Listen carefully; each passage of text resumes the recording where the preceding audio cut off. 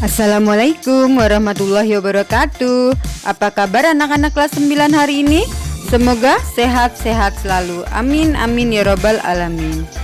Jumpa lagi di channel Ibu Guru Dwi Fitriani. Pembahasan materi IPA kali ini tentang perkembangbiakan generatif pada tumbuhan Angiospermae. IPA kelas 9 SMP atau MTS semester ganjil. Pada video sebelumnya telah dibahas perkembangbiakan tumbuhan secara vegetatif. Organ tumbuhan seperti akar, batang, dan daun digunakan sebagai alat perkembangbiakan pada perkembangbiakan generatif. Sel sperma dan sel telur mengalami fertilisasi sehingga terbentuk embrio yang tersimpan dalam biji. Biji dapat tumbuh dan berkembang menjadi tumbuhan baru. Sifat dari keturunan tumbuhan baru dapat diperoleh dari gabungan sifat kedua induk. Reproduksi generatif terjadi pada tumbuhan biji spermatopita. Terjadi bila ada penyatuan sel kelamin jantan dengan sel kelamin betina. Hal ini menyebabkan sifat keturunan dari perkembangbiakan generatif bervariasi. Alat perkembangbiakan pada tumbuhan biji adalah bunga. Tumbuhan berbiji spermatopita dibagi menjadi tumbuhan berbiji tertutup Angiospermae dan tumbuhan berbiji terbuka Gymnospermae. Tumbuhan Angiospermae atau tumbuhan biji tertutup adalah tumbuhan yang memiliki ciri bakal biji berada dalam bakal buah atau ovarium. Bakal buah adalah bagian putik yang membesar yang tersusun oleh daun buah atau karpel. Bakal buah selanjutnya akan berkembang menjadi buah dan bakal biji berkembang menjadi biji. Bunga pada tumbuhan terdiri dari A. Perhiasan bunga, terdapat mahkota atau corolla, kelopak bunga atau kaliks. B. Alat kelamin bunga terdiri dari putik, alat kelamin betina, benang sari, alat kelamin jantan. C. Dasar bunga atau reseptakulum. Berdasarkan alat kelengkapan bunga dibedakan menjadi A. Bunga lengkap adalah bunga yang memiliki kelopak, mahkota, benang sari, putik, dan contohnya adalah bunga sepatu, Hibiscus rosa sinensis. B. Bunga tidak lengkap. Bunga yang tidak memiliki satu atau beberapa bagian bunga. Contohnya adalah bunga lada dan bunga sirih. Berdasarkan alat kelaminnya, bunga dibedakan menjadi A. Bunga sempurna adalah bunga yang memiliki alat kelamin jantan, benang sari, dan alat kelamin betina putih. Contohnya adalah bunga jambu, Gualzava sp. B. Bunga tidak sempurna adalah bunga yang hanya memiliki salah satu alat kelamin saja. Contohnya bunga jagung, bunga pepaya, dan lain-lain. Pada bunga sering didatangi lebah atau hewan lain. Apa yang diambil lebah dari bunga? Apa manfaat keberadaan lebah bagi bunga? Lebah dan hewan lain tertarik pada bunga karena warna dari mahkota bunga dan madu yang dihasilkan oleh bunga. Terdapat hubungan yang saling menguntungkan antara lebah atau hewan lain dengan bunga. Lebah dan hewan lain ternyata dapat membantu bunga untuk melakukan penyerbukan. Pada tumbuhan, proses fertilisasi atau pembuahan diawali dengan peristiwa polinasi atau penyerbukan. Benang sari akan menghasilkan serbuk sari yang di dalamnya mengandung sperma. Jika butir sari ini jatuh di kepala putik, maka disebut penyerbukan. Butir sari dapat sampai di kepala putik melalui beberapa perantara. A. Penyerbukan oleh angin atau anemogami. Perhatikan tanaman padi atau tanaman jagung yang memiliki bunga kecil dan tangkai bunga mudah bergoyang bila tertiup angin.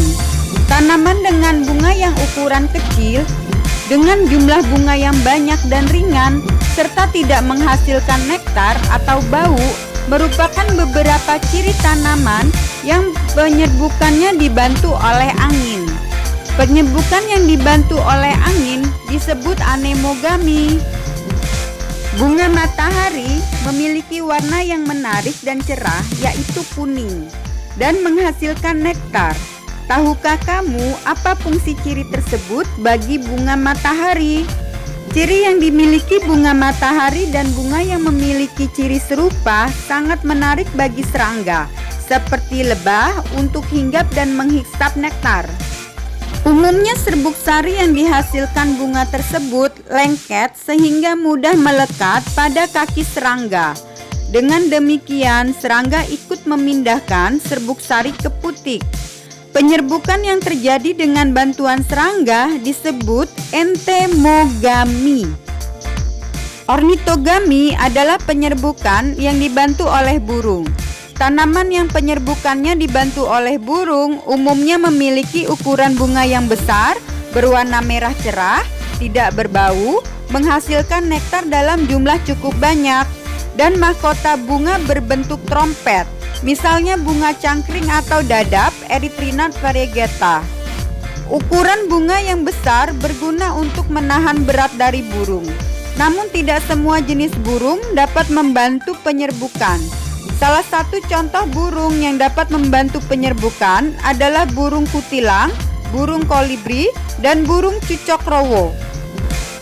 Chiropterogami adalah penyerbukan yang dibantu oleh kelelawar.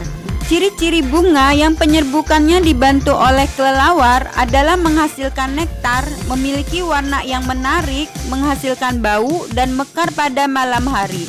Misalnya pada tanaman kaktus dan tanaman durian. Tanaman anggrek merupakan jenis tanaman yang penyerbukannya dibantu oleh manusia. Tanaman yang penyerbukannya dibantu oleh manusia biasanya merupakan bunga yang berumah dua. Artinya, dalam satu pohon hanya terdapat bunga jantan atau bunga betina saja. Antropogami juga dapat dilakukan apabila serbuk sari suatu tanaman sulit untuk bertemu dengan putik sehingga sulit untuk melakukan penyerbukan sendiri. Selain anggrek, tanaman yang penyerbukannya dibantu oleh manusia, misalnya tanaman vanili dan salak. Pada proses penyerbukan, serbuk sari dapat berasal dari bunga itu sendiri maupun dari bunga lain yang masih dalam satu spesies. Berdasarkan asal serbuk sarinya, penyerbukan dapat dibedakan menjadi beberapa macam. A. Penyerbukan sendiri atau autogami, yaitu jika serbuk sari yang menempel pada putik berasal dari bunga itu sendiri. B. Penyerbukan tetangga atau geitonogami, yaitu jika serbuk sari yang menempel pada putik berasal dari bunga lain pada tumbuhan itu juga.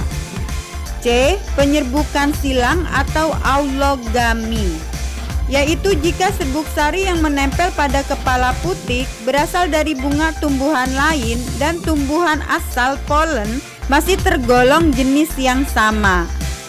D. Penyerbukan bastar atau hibridogami, yaitu jika serbuk sari yang menempel pada kepala putik berasal dari bunga pada tumbuhan lain yang berbeda jenis atau setidaknya memiliki satu sifat beda. Apa yang terjadi pada serbuk sari setelah proses penyerbukan? Serbuk sari memiliki inti vegetatif dan inti generatif. Setelah serbuk sari melekat pada kepala putik atau stigma yang sesuai berasal dari tumbuhan yang sejenis, serbuk sari akan menyerap air dan berkecambah membentuk bulu serbuk sari. Bulu serbuk sari tumbuh dan bergerak menuju bakal buah melalui tangkai putik. Inti sel generatif di dalam bulu serbuk sari akan membelah menjadi dua. Dua inti sel generatif tersebut akan berkembang menjadi dua inti sel sperma. Satu inti vegetatif di dalam serbuk sari berperan menjadi penuntun gerak tubuh bulu serbuk sari ke bakal biji. Satu inti sel sperma membuahi inti sel telur atau ovum, membentuk zigot atau calon individu baru. Dan satu inti sel sperma yang lain membuahi inti kandung lembaga sekunder, membentuk endosperma atau cadangan makanan. Pada proses ini terjadi 2 kali pembuahan, sehingga disebut dengan pembuahan ganda.